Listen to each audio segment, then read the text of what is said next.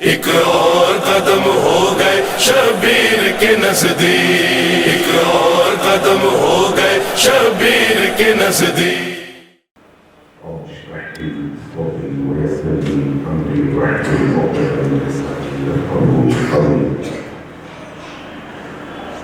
الحمد لله رب العالمين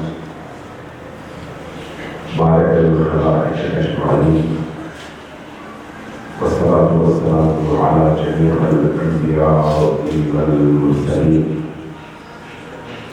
سيما من سمي في الآفاق بأحمد وفي الأرض بأبي القاسم محمد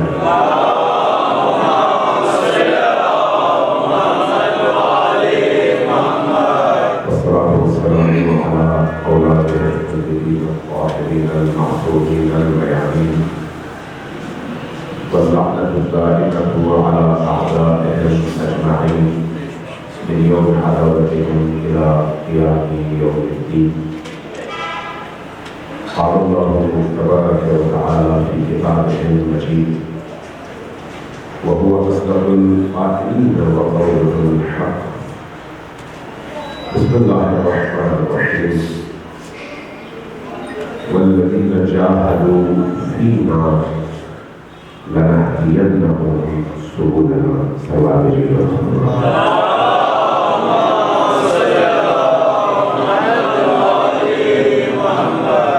اللہ تبارک و تعالیٰ سے دعا ہے کہ ہمارے امام رسول آرگنائزیشن کے منتظمین ان جوانوں کی توفیقات خیر ہے، ان کے ایمان میں، ان کی جد و جہد میں، ان کی تمام فعالیتوں میں برکت اور نبیت میں مزید اضافہ فرمائے۔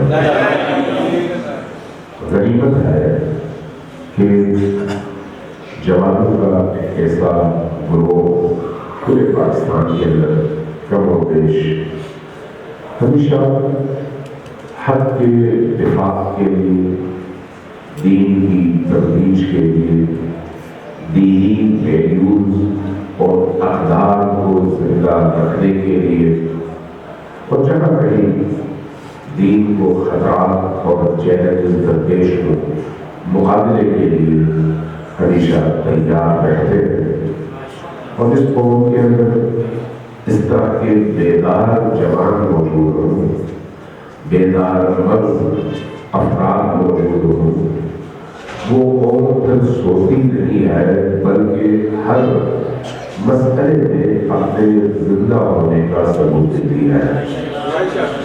اس اعتبار سے یہ آرگنائزیشن اور اس میں کام کرنے والے جوان لائق تحسین بھی ہے، قابل تعریف بھی ہے۔ جس نقطے کی طرف میں اشارہ کر کے گزرنا چاہوں گا وہ یہ ہے کہ جتنے بھی انبیاء آئے ان تمام انبیاء کی آمد اور بعثت کا بنیادی مقصد کیا تھا؟ ان کی آمد کا بنیادی مقصد کیا تھا؟ بنیادی مقصد انسان کو حیوانیت سے نکال کر انسان بنانا۔ جب آپ کہتے ہیں انسان کو حیوانیت سے نکال کر، اس کا مطلب یہ ہے کہ اسی انسان کے اندر دونوں پہلو موجود ہیں، حیوانی پہلو بھی ہے اور انسانی پہلو بھی ہے۔ حیوانی پہلو اسی انسانی پہلو کی حفاظت کے لیے ہے۔ اللہ نے کس طرح سے انسان کو بنایا ہے کہ اس کی انسانیت کے دفاع کے لیے اس کے اندر کچھ حیوانی پہلو رکھے ہیں، لیکن جب یہ حیوانی پہلو غالب آ جائے تو پھر انسانیت مر جاتی ہے۔ ورنہ ان حیوانی پہلوؤں کی موجودگی انسان کی انسانیت کا دفاع ہے، اس کے لیے یہ حیوانی پہلو ضروری ہے۔ مثلا غضب، غصہ حیوانی پہلو ہے، انسانی نہیں ہے، فرشتوں کو غصہ نہیں آتا۔ فرشتوں کو غصہ نہیں آتا، انسان کو غصہ آتا ہے، اس لیے یہ ایمانی پہلو ہے. آیا غصہ برا ہے یا اچھا؟ جب درست جگہ پر استعمال ہو تو بہت اچھا ہے، غلط جگہ پر استعمال ہو تو بہت برا ہے. تو اللہ نے رکھا ہے آپ کے اندر تاکہ آپ اس کو استعمال کر سکیں. لیکن کہاں استعمال کریں؟ اس کے لیے اللہ نے عقل دیا ہے کہ عقل آپ کو بتائے گی کہ فلاں جگہ غصے اور غضب کا استعمال کرے، اس لیے کہ اس سے آپ کی انسانیت محفوظ رہے گی، اور فلاں جگہ اس غصے اور غضب کو استعمال نہ کرے تاکہ آپ کی انسانیت کو نقصان نہ پہنچے. شہوت انسان کی نسل کے بڑھانے کے لیے ضروری ہے، لیکن کیا اس شہوت کا استعمال ہر جگہ برا ہے یا ہر جگہ اچھا ہے؟ نہیں. جہاں اللہ نے اجازت دی ہے وہیں پر کسی شہوت کے استعمال کو بدترین عبادت بھی قرار دیا ہے. لیکن جہاں پر آپ کی انسانیت کو اس کے استعمال سے نقصان ہے وہیں پر اس کو گناہ کبیرہ بھی قرار دیا ہے. فیصلہ کون کرے گا؟ شریعت. فیصلہ کون کرے گا؟ آپ کی عقل.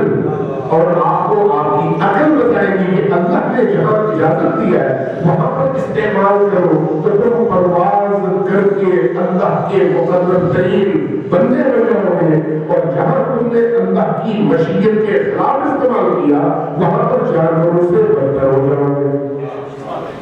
گویا اللہ نے انسان کے اندر ان دونوں خصوصیات کو رکھ کر کمال کا دروازہ کھول دیا ہے، کمال تک پہنچنے کا دروازہ.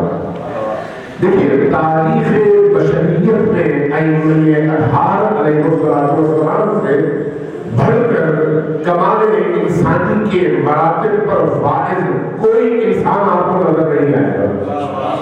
نبی کریم کے بعد ائمہ اطہار کی زندگی نمونہ ہے تمام عالم بشریت کے لیے، اور انہیں ائمہ بہترین اسوہ اور بہترین نمونہ ہمارے سامنے پیش کیا ہے. بہترین عمل، بہترین نمونہ، حساس ترین مواقع پر.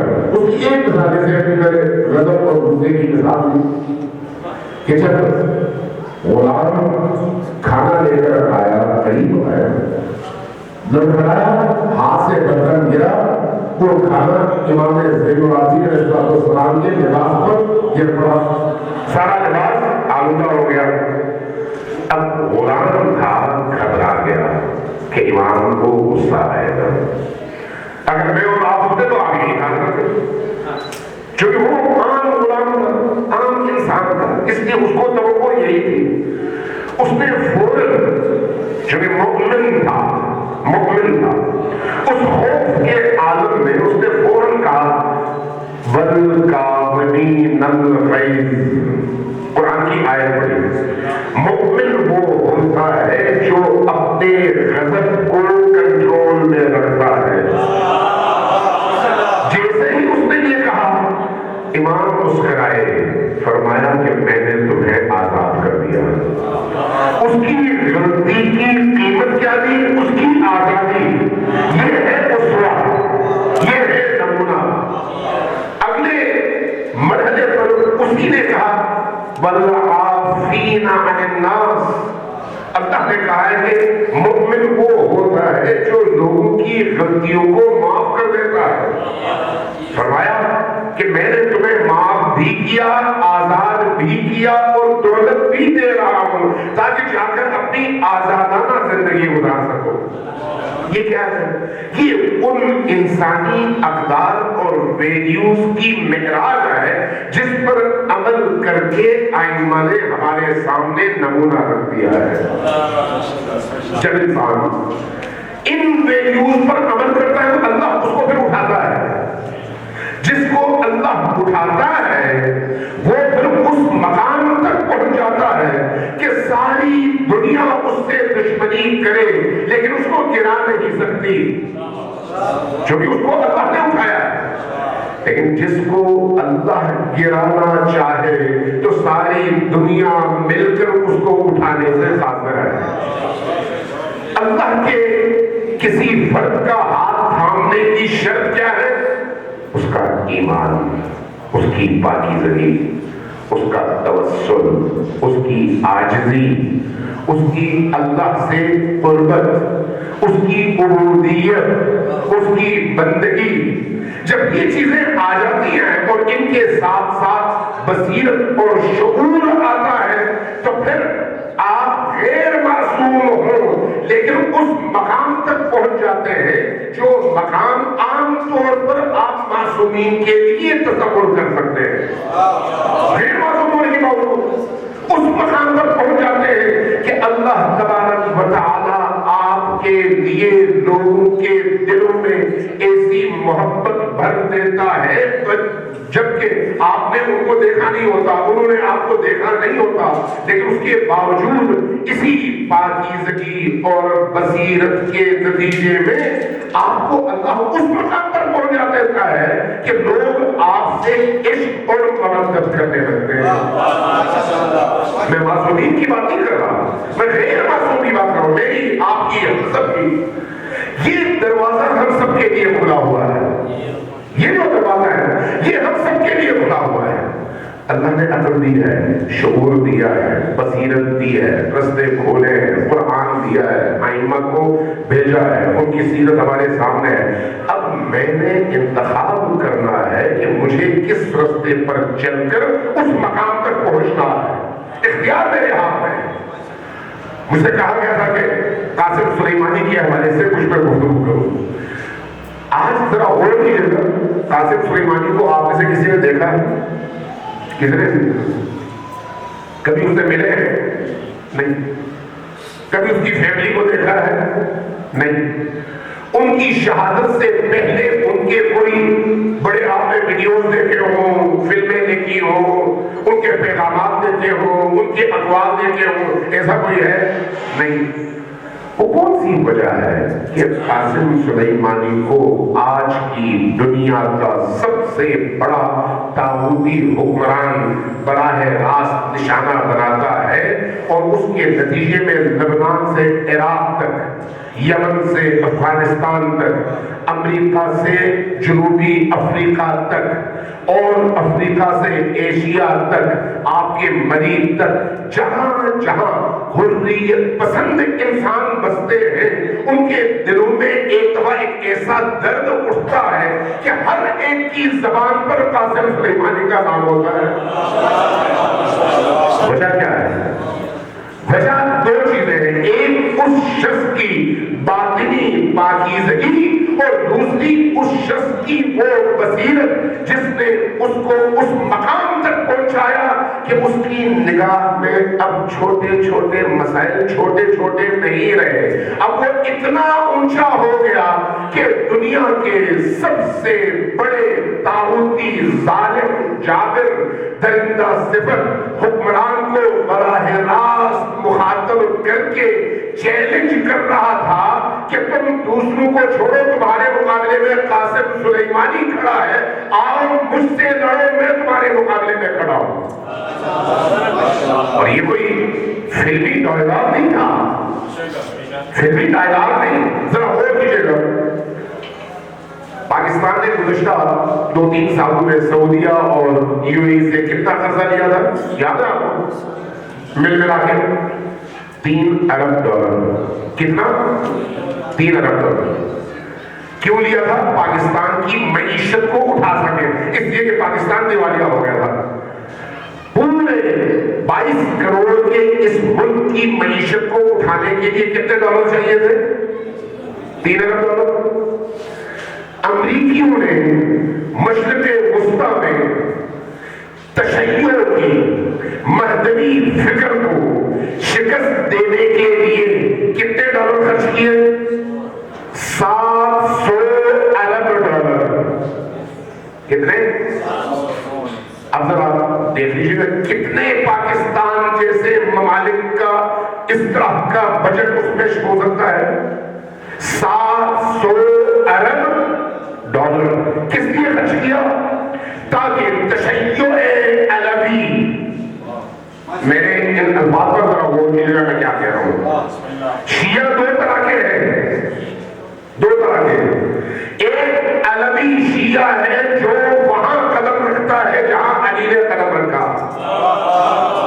ایک وہ سیاہ شیعیت ہے جس نے علی کا نام چرایا ہے لیکن اس نام کو اپنے پیٹ کے بھرنے کے لیے تو استعمال کرتا ہے، علی کے پرچم کو بلند کرنے کے لیے کبھی استعمال نہیں کرتا. دونوں دعوے دار ہیں شیعیت کے. لیکن تشیع علوی ہر دور کی یزیدیت اور فرعونیت کے مقابلے میں علوی چہرہ بن کر کھڑی ہو جاتی ہے، وہ تشیع ہے. اور تشیع سیاہ تشیع، اس کا کام کیا ہے؟ اس کا کام صرف اور صرف اپنا بینک بیلنس بڑھانا اور اپنی خواہشات کی تکمیل کے لیے دوسروں کا استحصال کرنا، صرف یہی ہے. اور ہر دور میں ایسا ہوتا رہا ہے. ہر دور تماشائیوں کی تعداد ہمیشہ زیادہ رہی ہے، میدان میں کھڑے رہنے والوں کی تعداد ہمیشہ کم رہی ہے. ذرا غور کیجیے گا 61 ہجری میں مسلمانوں کی تعداد کیا تھی؟ لاکھوں میں تھے. اگر ہم کروڑوں میں نہ کہیں لاکھوں میں تھے. لیکن اپنے زمانے کی حجت کے ساتھ میدان میں کھڑے ہونے والوں کی تعداد کیا تھی؟ معروف تعداد کے بارے میں 72. ایسا ہی امیر المؤمنین کے دور میں اس پوری اسلامی ریاست کے اندر علی امیر المؤمنین کے ساتھ کھڑے ہونے والوں کی تعداد کیا تھی؟ ایک عمار اور ایک مالک اشتر. اور ہمیشہ روتے ہوئے بلایا کرتے تھے این عمار این مالک. مالک کہاں چلا گیا، عمار کہاں چلا گیا؟ دونوں شہید ہو چکے تھے. اس لیے کہ علی کو مالک اور عمار جیسوں کی ضرورت ہے، ابو موسیٰ اشعری جیسے سجدہ کرنے والوں کی نہیں. علی کو عمار جیسے چاہیے، علی کو مالک اشتر جیسے چاہیے، جن میں بصیرت ہے، جن میں دشمن شناسی ہے، جو آپس کے چھوٹے چھوٹے اختلافات میں پڑے نہیں رہتے، وہاں سے اٹھتے ہیں اور اپنے بڑے دشمن کو للکار کر میدان میں کھڑے ہو جاتے ہیں. یہ تشیع علوی ہے. اور آج کے دور میں اس تشیع علوی کی واضح ترین مثال اور اس کا چہرہ کون ہے؟ قاسم سلیمانی. قاسم سلیمانی. آپ ذرا غور کیجیے گا کہ اللہ تبارک و تعالیٰ نے اس کو کتنا بڑا مقام عطا کیا ہے. آپ سوچ نہیں سکتے، میں بھی سوچ نہیں سکتا. کیوں؟ اس لیے کہ ہماری عقلیں ہمیں وہاں تک پہنچا نہیں پاتی. عقلیں محدود ہیں. عقلوں کے دریچے کھلیں گے تو ہمیں محسوس ہوگا. قرآن کریم نے ایک جملہ کہا، ان الانسان لیطغی ان رآہ استغنی. جب کبھی، توجہ دیجیے گا میں کیا کہہ رہا ہوں، جب کبھی انسان کے اندر طاقت آ جائے، طاقت، تو وہ طاقت اس کے اندر موجود فرعون کو اٹھاتا ہے. طاقت، ان الانسان، یہ انسان کا نیچر ہے. ہر انسان، یہ کسی خاص انسان کی بات نہیں ہوگی، میرے اندر بھی ہے، آپ کے اندر بھی ہے. جیسے ہی کوئی طاقت آ جائے، یہ طاقت کیا ہے؟ کبھی اقتدار ہے، کبھی شہرت ہے، کبھی پیسہ ہے، کبھی نمبرداری ہے، کبھی چودراہٹ ہے، کبھی انجمن کے صدر کا عہدہ ہے، کبھی کسی تنظیم کا کوئی عہدہ ہے، کبھی کوئی وردی ہے، کبھی کوئی سٹار ہے.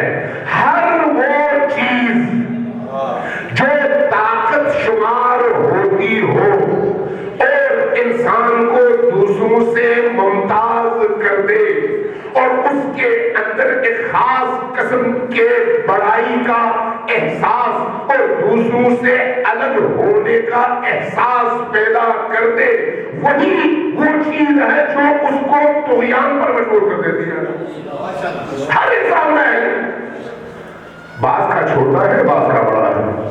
اگر میں سادہ لفظوں میں کہوں تو یہ اندر کا فرعون ہے۔ یہ جو اندر کا فرعون ہوتا ہے یہ جمالات کے اندر بھی ہوتا ہے۔ یہ جو سویپر ہے نا صفائی کرنے والا، اس کے اندر بھی ہوتا ہے۔ سویپر صفائی کر رہا ہو، ایک بچہ آ کر تھوڑا سا کچرا ادھر گرا دے، وہ رکھ کے تھپڑ مار دیتا ہے، یہ اس کے اندر کا فرعون ہے۔ اگر یہی شخص عمران خان کی جگہ بیٹھ جائے تو وہ اس سے بڑا فرعون بن جائے۔ توجہ ہے، ہر انسان کے اندر ہے، لیکن یہ فرعون کب نظر آتا ہے؟ جب طاقت اندر ہو اور اس کے اظہار کا وقت آئے۔ اس اظہار طاقت کو بیلنس کرنے والی قوت کا نام ایمان ہے۔ ایمان اس فرعون کا گلا دبوچنے والی اس قوت کا نام ہے۔ آپ ایک ایس ایچ او کا اندازہ لگائیں، ایک پولیس کے کانسٹیبل کا اندازہ لگائیں، وہ جو سارجنٹ سڑک پہ کھڑا ہوتا ہے، اس کے یہاں پر دو اسٹار ہوتے ہیں اور منہ میں ایک سیٹی ہوتی ہے، ہاتھ میں جرمانے کا پیپر ہوتا ہے، وہ اسی میں اپنی فرعونیت دیکھتا ہے۔ دیکھتا ہے یعنی بڑی گاڑیوں کو کچھ نہیں کہتا، ریڈی آ جائے، سائیکل والا آ جائے، موٹر سائیکل والا آ جائے، کوئی سوزوکی والا آ جائے، کوئی مزدور آ جائے، فوراً پکڑ لیتا ہے۔ کیوں؟ فرعونیت کے مزاج میں یہ ہے کہ اپنے سے طاقتور کے مقابلے میں اس کے جوتوں کو چاٹنا شروع کر دو اور اپنے سے کمزور کے مقابلے میں اپنے جوتے چٹوانا شروع کر دو۔ یہ فرعونیت کے مزاج میں ہے۔ اس لیے آپ آج کے حکمرانوں کا جائزہ لیں، دیکھیں گے کہ وہ اپنی رعیت پر ظلم کی انتہا کر دیتے ہیں اور اپنے سے بڑے ظالم کے سامنے ایسے چوہے بن جاتے ہیں کہ ان سے زیادہ فرمان بردار کوئی نظر نہیں آتا۔ یہ انسانی مزاج کے اندر موجود وہ فرعونیت ہے۔ اب اگر کوئی شخص جرنیل ہو، کوئی شخص ملک کا حکمران ہو، تو پھر اس کا فرعون بھی اسی حساب سے بڑا ہوتا چلا جائے گا۔ اب اس آئینے میں ذرا دیکھیے، ایک سارجنٹ سے لے کر سویپر سے لے کر جرنیل تک ہر انسان کے اندر یہ فرعون موجود ہے۔ اب اگر اس آئینے میں دیکھیں تو پھر آپ کو رسول اللہ کی سیرت بتاتی ہے کہ جو لوگ اللہ سے وابستہ ہوتے ہیں، جن کی تاریں اللہ سے جڑی ہوتی ہیں، جن کا اختیار اللہ کے ہاتھ میں ہوتا ہے، جن کی اپنی خواہش نہیں ہوتی، وہ اللہ کی خواہش اور مشیت میں اپنے آپ کو ڈھال لیتے ہیں، ان کی زندگی کیسے ہوتی ہے؟ یہ تمام طاقتیں ان کے ہاتھ میں ہونے کے باوجود ان کا اظہار کیسا ہوتا ہے؟ اب امیر المومنین کی زندگی دیکھیے۔ امیر المومنین علی ابن ابی طالب علیہ السلام جس عظیم اسلامی مملکت کے خلیفہ کہلائے، اس کی سرحدیں افریقہ تک تھی۔ آج کے 50 ممالک کو جوڑے تو وہ ایک ریاست بنتی ہے۔ اتنی عظیم ریاست کا ولی اور وارث حکمران اپنے جوتے خود کاٹ رہا ہے، اپنے پھٹے ہوئے کپڑے خود سی رہا ہے۔ ایک شخص آتا ہے، کہتا ہے یا امیر المومنین بیت المال سے میری مدد کیجیے، اس لیے کہ میری یہ مشکلات ہیں، میرے گھر میں یہ قرضہ ہے، یہ قرضہ ہے، یہ قرضہ ہے۔ فرماتے ہیں کیا فرماتے ہیں؟ بیت المال مؤمنین کی امانت ہے، مسلمین کی امانت ہے، اس امانت میں میں خیانت نہیں کر سکتا۔ جواب میں اصرار ہوتا ہے نہیں، آپ کے اختیار میں ہے۔ بہت سارے خلفاء گزرے وہ یہی کرتے تھے، آپ بھی کریں۔ کیا کرتے ہیں؟ کرتے یہ ہے کہ گرم سلاخ نکال کر کہتے ہیں اس کو ذرا پکڑو۔ وہ فوراً جواب میں کیا کہتا ہے؟ میں آپ سے اپنے دکھوں کا مداوا لینے کے لیے آیا تھا، دوا لینے کے لیے آیا تھا، اور آپ مجھے جلانے کی بات کر رہے ہیں۔ فرماتے ہیں تمہیں اس سلاخ کی گرمی سے ڈر لگتا ہے، کیا آتش جہنم سے ڈر نہیں لگتا؟ پھر اس کے بعد کیا فرماتے ہیں؟ یہ جو ہوتا ہے وہ یہ ہے کہ دیکھو اسلامی ریاست، یہ جو اتنی بڑی ریاست ہے، ریاست طاقت ہے، فرعونیت کا منبع ہے، فرعونیت کو چڑھانے کا سب سے بڑا ذریعہ ہے، کیونکہ آپ کے حکم کے تابع ہے تمام آپ کی رعایا۔ فرماتے ہیں کہ یہ جو اتنی بڑی ریاست ہے، یہ اگر خدا کی اطاعت میں کام نہ آئے تو بکری کے ناک سے بہنے والے پانی سے اس کی قیمت کمتر ہے، زیادہ نہیں ہے۔ یہ کون کہتا ہے؟ یہ وہ کہتا ہے جو اللہ کے کمالات اور اللہ کی صفات کا زمین پر مظہر ہے، جس کو دیکھ کر اللہ کی پہچان ہوتی ہے، جو اس کو اپنا امام بنائے وہ پھر احسادی ہوتا ہے، وہ پھر جب کسی غریب کے ساتھ ملتا ہے، جب کسی مجبور کے ساتھ ملتا ہے، اس کے ساتھ زمین پر بیٹھ جاتا ہے، اس کے ساتھ اپنے گال سے گال اس کے ملا کر اس کے دکھ اور درد میں شریک ہوتا ہے۔ لیکن جب اسی کے سامنے زمانے کے طاقتور ترین فرعون آتے ہیں تو وہ سر اٹھا کر ایسا بہیو کرتا ہے کہ مجھ سے بڑا طاقتور کوئی نہیں ہے، اس لیے کہ اللہ کا نمائندہ ہے، اللہ کی حجت ہے، اللہ کی حجتوں کا پیروکار ہے، اس لیے اللہ کے بندوں کے سامنے خاضع ہے اور اللہ کے دشمنوں کے سامنے اللہ کی قدرت کا مظہر ہے۔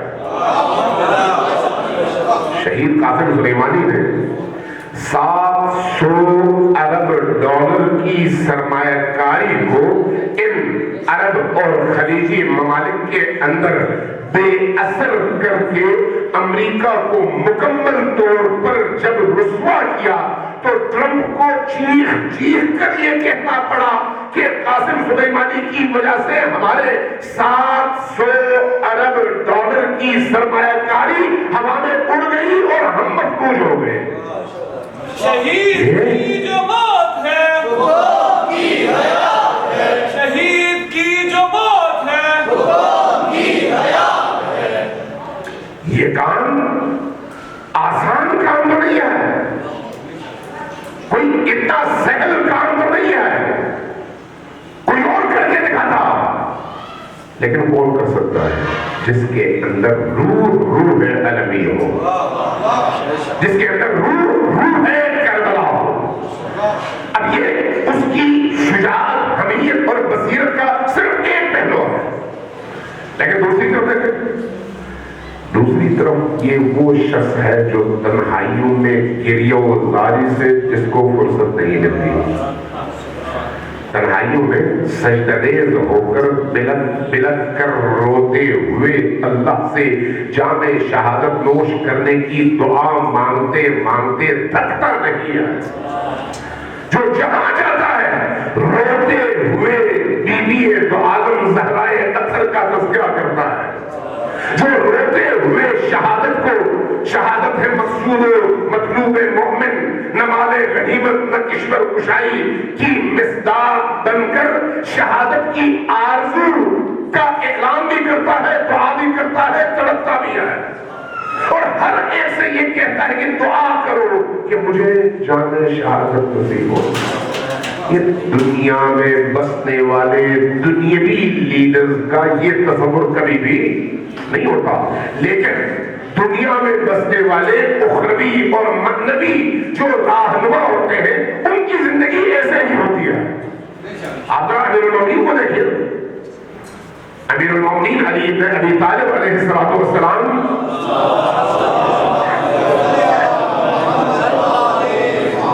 جنگ احد میں، جنگ احد اسلام کی دوسری جنگ ہے۔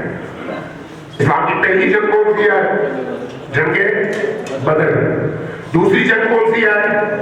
جنگ احد۔ جنگ بدر میں مسلمانوں کو بہت بڑی فتح نصیب ہوئی، بہت بڑی فتح، بہت کم تعداد میں ہونے کے باوجود اپنے سے کئی گنا بڑے لشکر کو شکست دی، خالی ہاتھ ہونے کے باوجود مسلح لشکر کو شکست دی۔ جنگ احد میں پانسا پلٹ گیا، گیا. کیوں؟ اس لیے کہ جو لوگ جنگ احد میں کامیاب ہوئے ان کے دل میں غرور پیدا ہوا, وہی فرعونیت پیدا ہوئی کہ بھئی ہم تو طاقتور ہیں.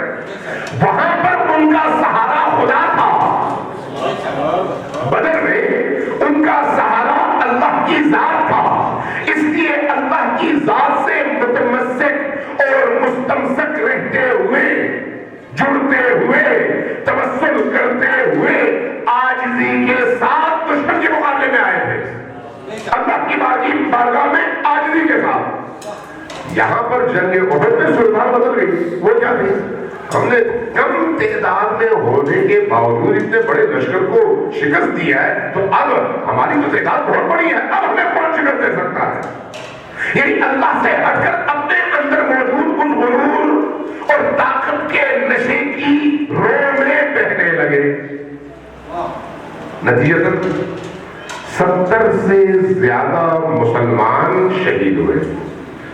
اور تب بھی امیر المومنین تھے یا نبی کریم تھے, اور تمام مورخین اور محدثین نے احادیث میں نقل کیا ہے کہ اگر رسول کی حفاظت کسی نے پروانے کی طرح سے کی تو وہ علی ابن ابی طالب ہے.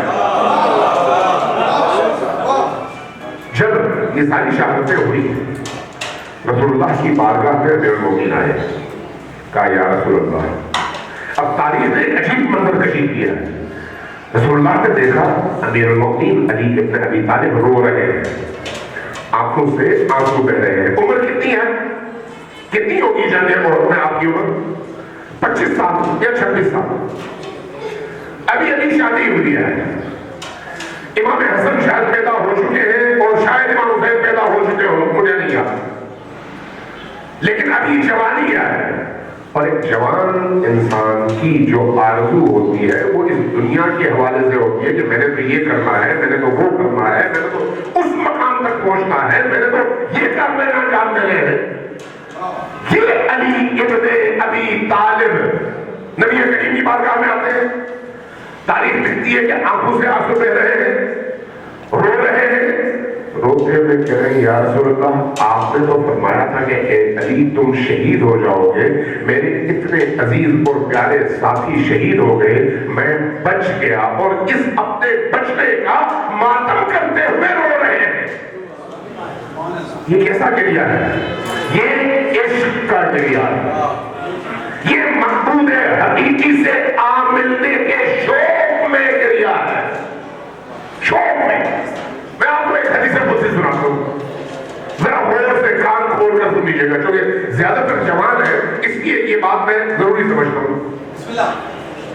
امام خمینی کے استاد تھے آیت اللہ جواد ملکی تبریزی, انہوں نے ایک کتاب لکھی ہے المراقبات کے نام سے. المراقبات سال بھر کے اعمال اور ان افعال کا تذکرہ ہے جن کے ذریعے سے انسان کمال انسانی تک پہنچ سکتا ہے. وہاں پر ایک حدیث قدسی نقل کرتے ہیں, فرماتے ہیں کہ اللہ نے اپنی مخلوق کو مخاطب کر کے یہ ارشاد فرمایا لو علم المدبرون عنی, وہ انسان جنہوں نے میری طرف پش کیا ہے, روک نہیں کیا, مجھ سے بھاگتے ہیں, میرے قریب آنے کی کوشش نہیں کرتے, ان میں کون لوگ شامل ہے؟ کافر نہیں, مسلمانوں کی بات ہو رہی ہے, مسلمانوں کی, نمازیوں کی. ہم میں سے کتنے لوگ ہیں جو موت کی تمنا کرتے ہیں؟ زندگی ہم سب کی خواہش ہے, لیکن موت ہم میں سے کسی کی بھی خواہش نہیں ہوگی. ہم دولت ہمیشہ مانگتے ہیں, لیکن اللہ کی راہ میں شہادت مانگنے والے کتنے لوگ ہیں؟ ذرا غور کیجیے گا اس بات پر. اس لیے ارشاد فرمایا لو علم المدبرون عنی, وہ لوگ جنہوں نے میری طرف رخ نہیں کیا, پشت کیا ہے. لو علم, اگر ان کو معلوم ہو جائے کیف انتظاری بہم, کہ میں کس شدت سے ان کی واپسی اور مجھ سے آمنے کا مشتاق ہوں. اللہ منتظر ہے, مشتاق ہے اور شدت سے مشتاق ہے. لو علم المدبرون عنی کیف انتظاری بہم, میں ان کا کس شدت سے انتظار کر رہا ہوں.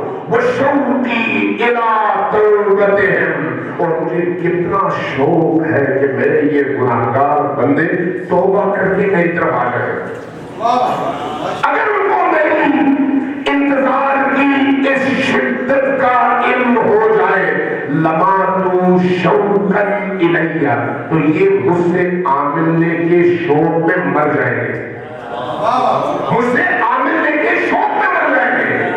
وَلَتَفَرَّقَتْ أَوْصَالُهُمْ اور ان کے جسم کی یہ جو ہڈیاں اور مختلف بند ہیں, بند یعنی ایک ہی ہاتھ میں کتنی ہڈیاں ہوتی ہیں, کتنے بند ہوتے ہیں. حدیث کہتی ہے کہ یہ بندے مجھ سے ملنے کے شوق میں مر جائیں گے اور اس شوق میں ان کے جسم کے یہ جو اعضاء ہیں یہ اعضاء مجھ سے ملنے کے شوق میں پھٹ جائیں گے, بکھر جائیں گے تاکہ کسی طرح سے مجھ سے ملاقات ہو سکے.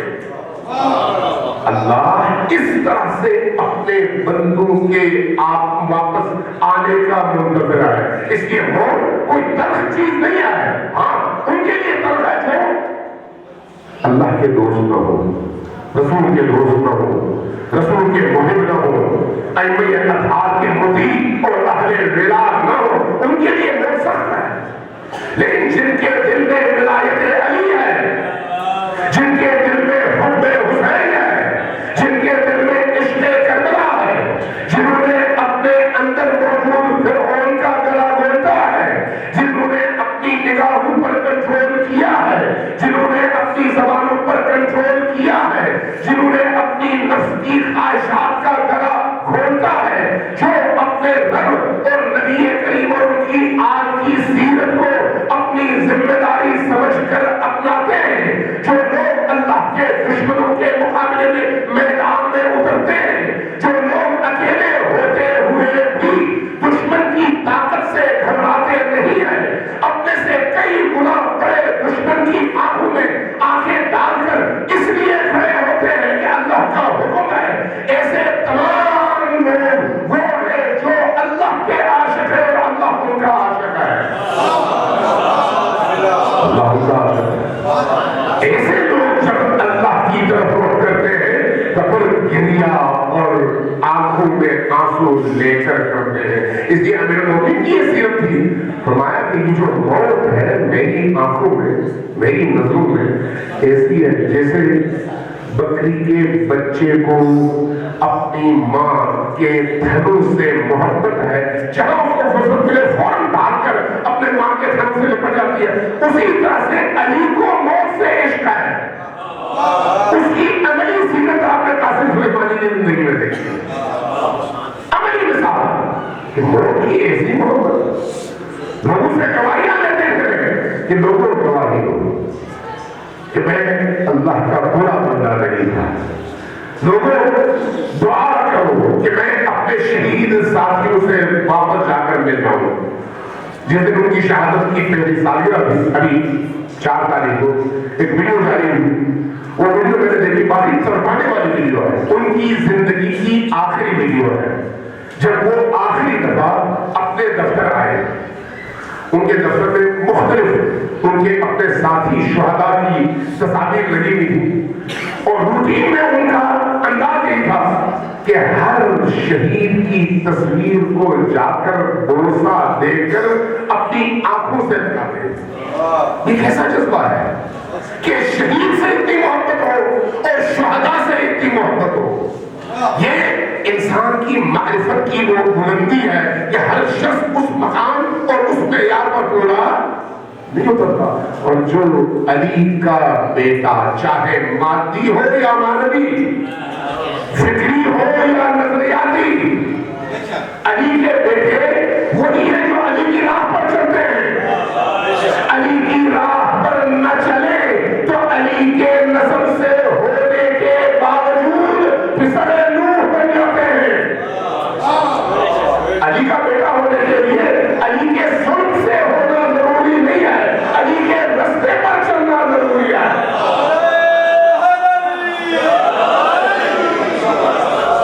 اس لیے جو لوگ علی کے رستے پر چلتے ہیں اور علی کے دشمن کو اپنا دشمن, علی کے ہدف کو اپنا ہدف اور علی کے نظریے کو اپنا نظریہ بناتے ہیں, وہ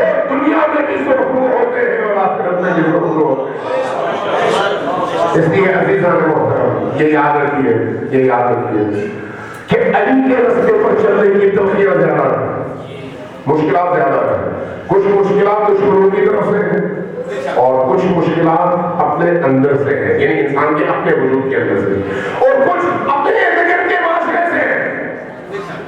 آپ یاد رکھیے جب آپ علی کے راستے پر چلیں گے شعوری طور پر آپ کا ہدف یہ ہونا چاہیے کہ آپ علی کے راستے پر چلیں شعوری طور پر، اور آپ کو یہ پتہ ہونا چاہیے کہ جو راستہ ہے جس راستے پر آپ چل رہے ہیں یہ واقعی علی کا راستہ ہے.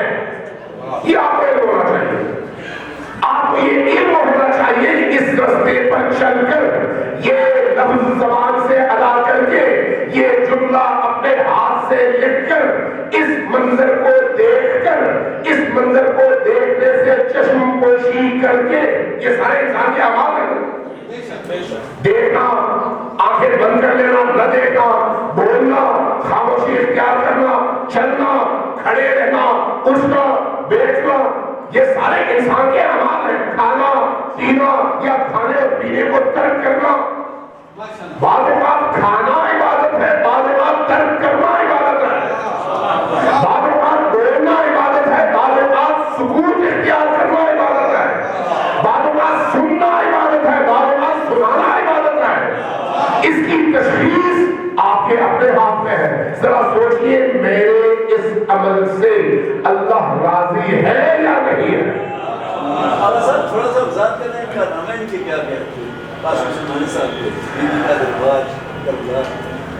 ٹائم میں دیکھ لو اذان کا ٹائم کتنا ہے یہاں کتنے بجے؟ اسی لیے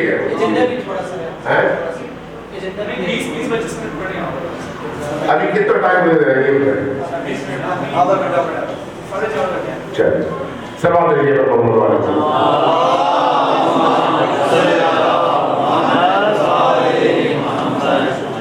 اور یہ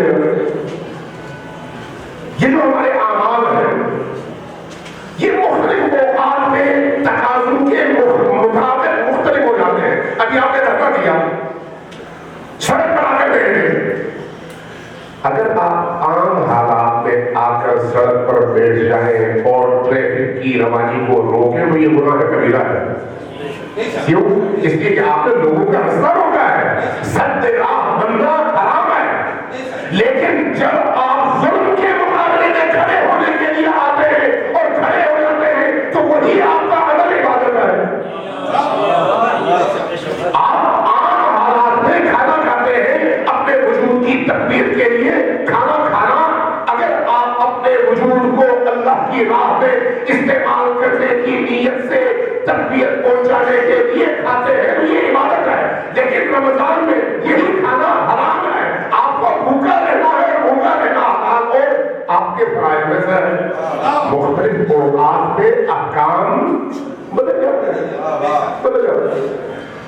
اب یہ معیار آپ کے اپنے ہاتھ میں ہے. ذرا سوچئے ہمارے ایک استاد سے وہ کہا کرتے تھے کہ تقویٰ اس کو کہتے ہیں کہ اگر ایک شخص ایک ہفتہ زندگی گزارے اس کے ایک ہفتے کی ویڈیو بنائی جائے، توجہ ہے، اس کی ایک ہفتے کی ویڈیو بنا لی جائے، اس کو نہ پتا ہو ویڈیو بن جائے، اگلے ہفتے وہ سوشل میڈیا پہ وہ ویڈیو نشر کر دی جائے تو وہ جب اس ویڈیو کو دیکھے تو اس کو ندامت محسوس نہ ہو، اس کو خوشی ہو کہ میری زندگی میں کوئی ایسی چیز نہیں ہے جس کو دیکھ کر مجھے شرمندگی اختیار کرنی پڑے.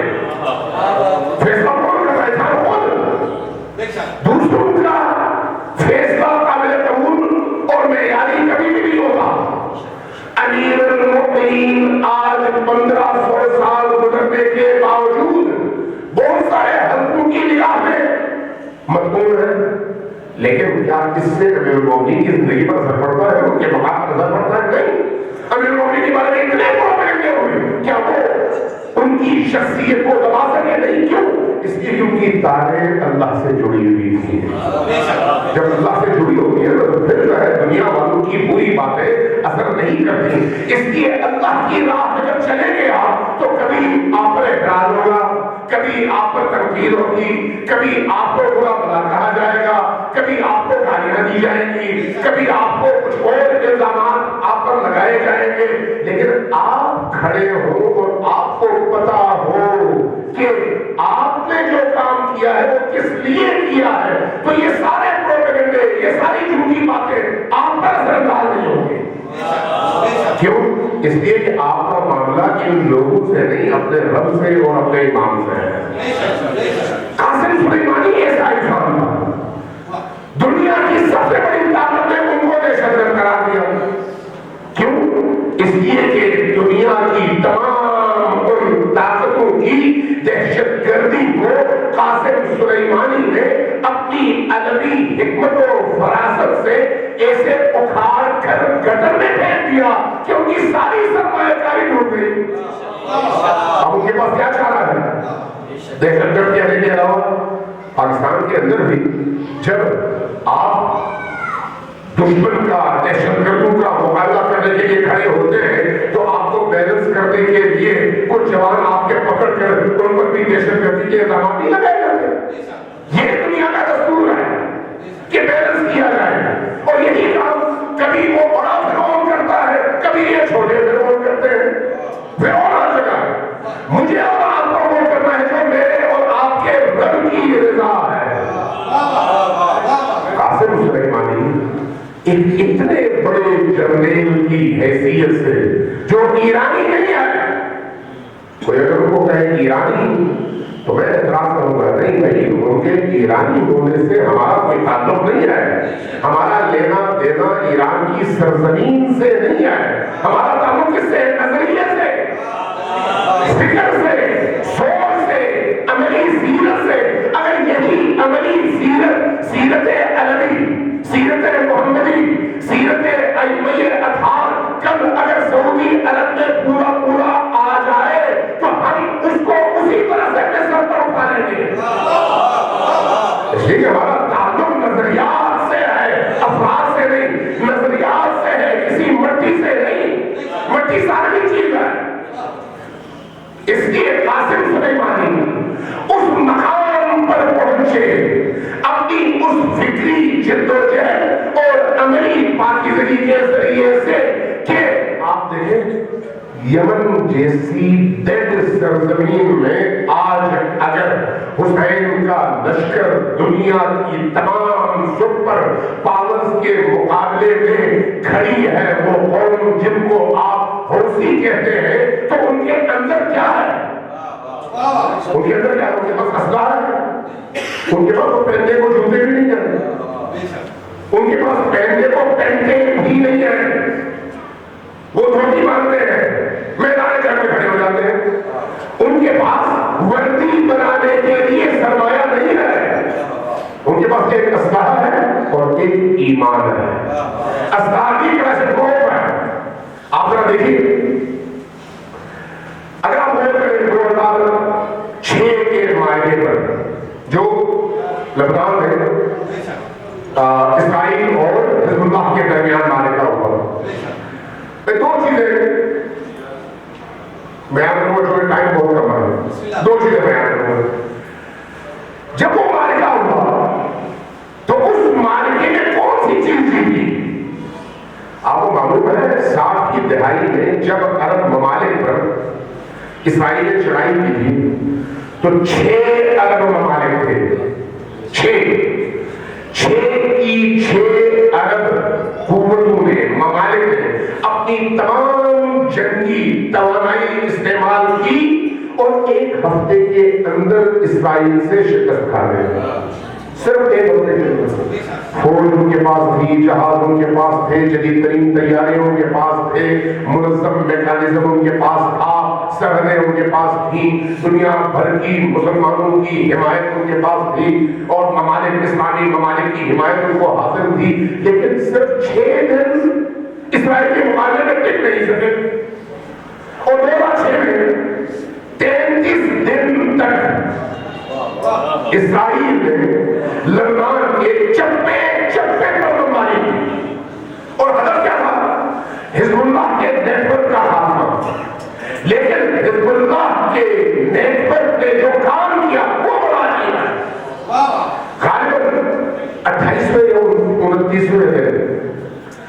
یہ جو اسرائیل کی پٹی ہے تو باریک پٹی ہے، کوئی بہت بڑا ملک نہیں ہے، ہیبت ہے، اسلحہ ہے، پیسہ ہے۔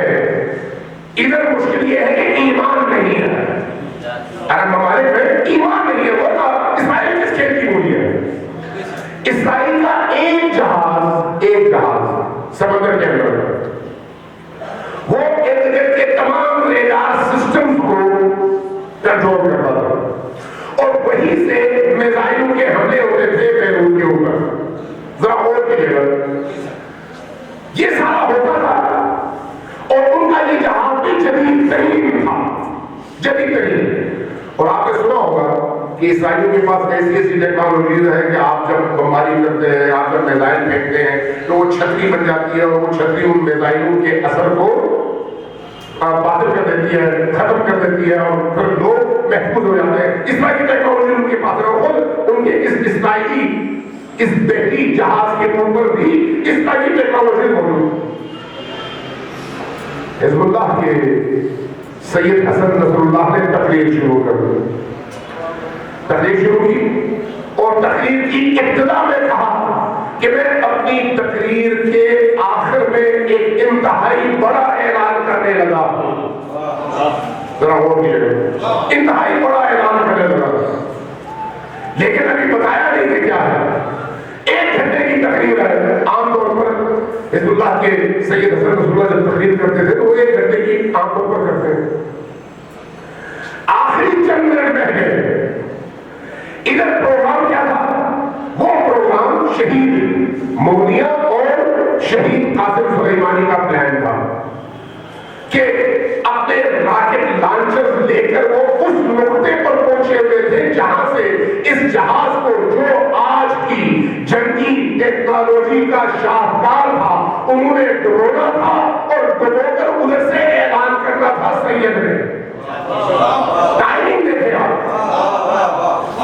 انہوں نے، وہ خود یہ بیان کرتے ہیں کہ ہم نے کئی دفعہ لانچ پر اس کو چڑھایا، ٹیکنیکل خرابیاں پیش آئی، دوبارہ ہمیں اٹھانا پڑا، اب ادھر سید کی تقریر ختم ہونے لگی ہے، اور ادھر ان کے پاس ٹائم انتہائی کم ہے، اور اعلان پہلے کر چکے ہیں کہ ایک انتہائی بڑا اعلان کرنے لگا ہوں، تو اب یہاں پر اگر اللہ کی مدد نہ ہو تو یہ ممکن نہیں ہے۔ ایک ایسے موقع پر جب آخری لمحات تھے، ان کا لانچر پر چڑھا ہوا میزائل فائر ہوتا ہے، اور ادھر کشتی پر لگتا ہے، لگتے ہیں، ایک نہیں کہیے، لگتے ہیں، جیسے ہی لگتے ہیں کشتی ڈوبنے لگتی ہے، ان کی ساری ٹیکنالوجی فیل ہو جاتی ہے، تو اس پر سید اعلان کرتے ہیں دنیا والے، دیکھ لو اسرائیل کی سب سے بڑی جنگی کشتی اس پر ہم ڈبو رہے ہیں۔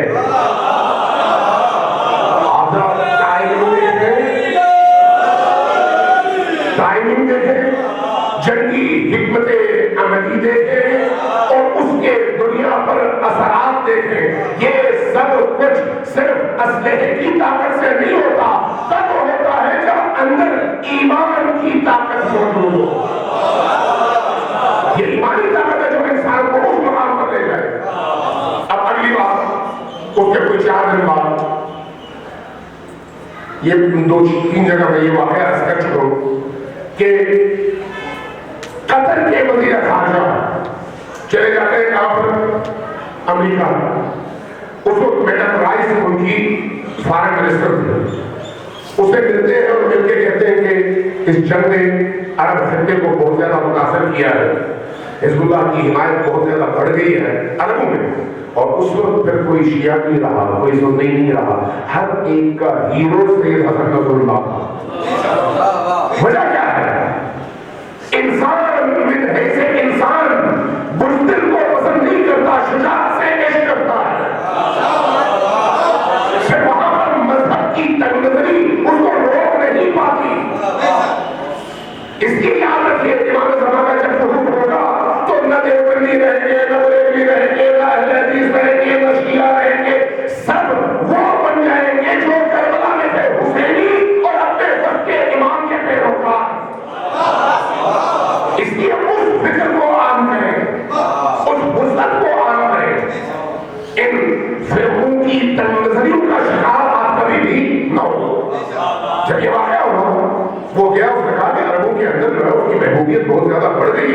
تو اس کی مہربانی کریں جنگ روڈ میں میڈم وائس نے کہا کہ آپ واپس چلے جائیں، اس وقت جنگ بند کرنے کا کوئی پروگرام نہیں ہے، کوئی پروگرام نہیں۔ اچھا واپس آ گئے۔ رات میں امریکہ میں رات ہے، ادھر ایشیا میں دن ہے، افریقہ میں ایک حصہ دن کا ہے۔ رات گزر گئی، دن میں فوراً میڈم وائس نے فون کیا کس کو؟ اسی قطر کے وزیر خارجہ کو، کہاں ہو جلدی پہنچ جاؤ۔ وہ اپنے جہاز میں تھا اور جہاز میں اڑنا تھا، اڑان لے لی، واپس پہنچ گیا۔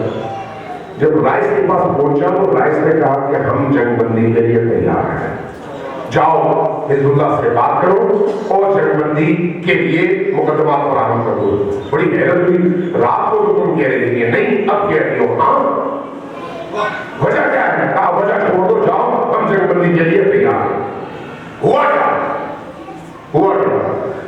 وہاں پر دن تھا، یہاں پر رات تھی، بیروت نواحی علاقے میں جہاں پر حزب اللہ کے 60 جوان اسرائیلیوں کے خلاف لڑ رہے تھے، وہاں پر ایک محاذ پر 60 حزب اللہ کے جوان اسرائیلیوں کے نرمے میں آ گئے۔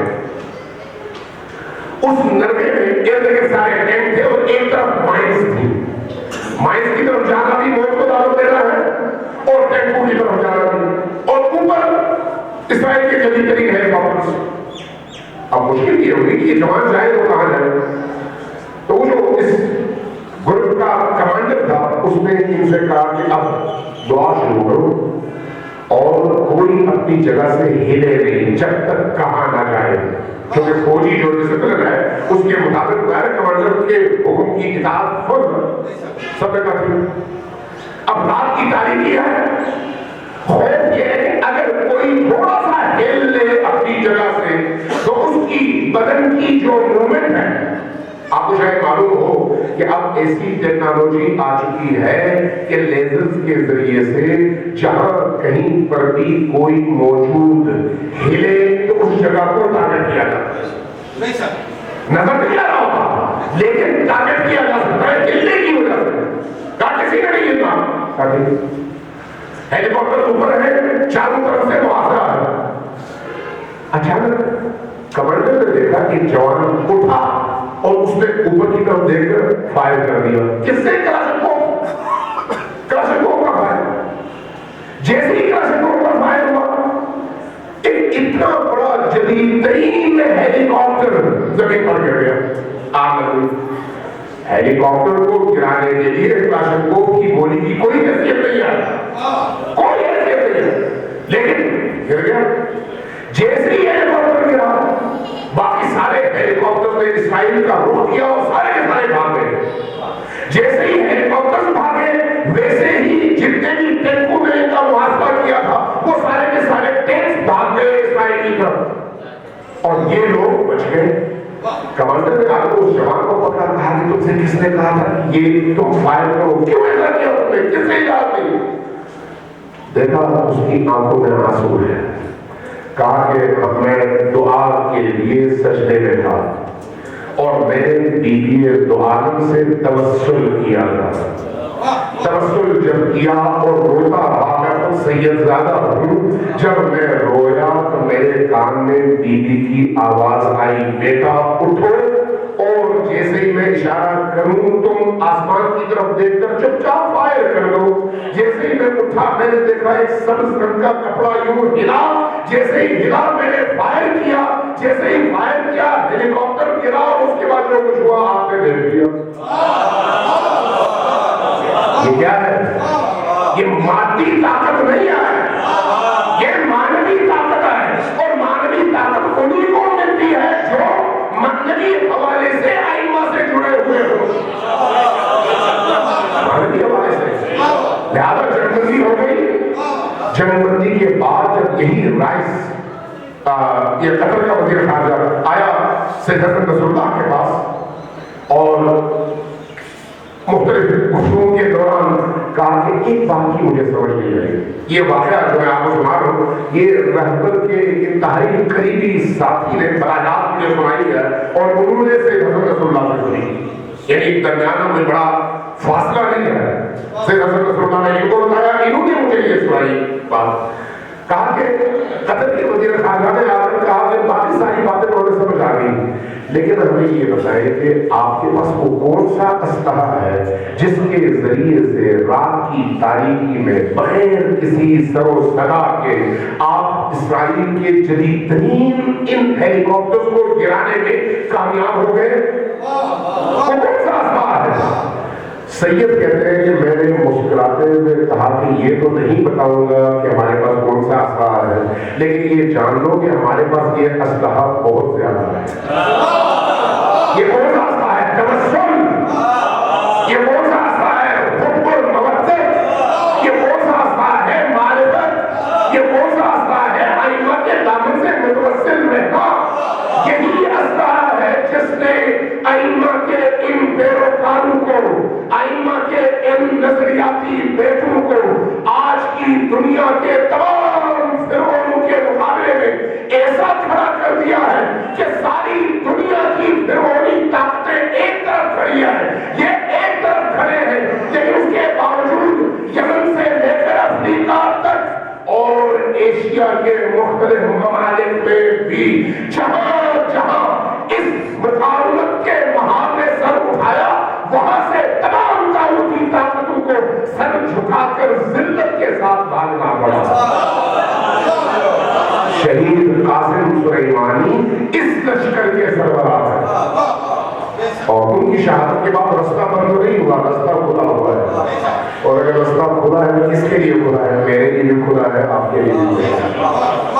جو بھی آج کے دور میں بھی اس سیرت پر چلے گا, رستہ اس کے لیے اوپن ہے اور اس مقام تک پہنچے گا. دعا کریں کہ اللہ تبارک و تعالیٰ ہمیں ان شہداء کی اس عظیم سیرت کو آج کی دنیا میں اپنانے کی, اپنا دل بڑا رکھنے کی, تمام تر جھوٹے پروپیگنڈوں, الزامات اور یہ جو کردار کشی ہوتی ہے ہمیشہ سوشل میڈیا کے اندر, تقریروں میں, بیانات میں, ٹی وی چینل پر, ان سے گھبرائے بغیر استقامت کے ساتھ میدان میں کھڑے رہنے کی توفیق عطا فرمائے.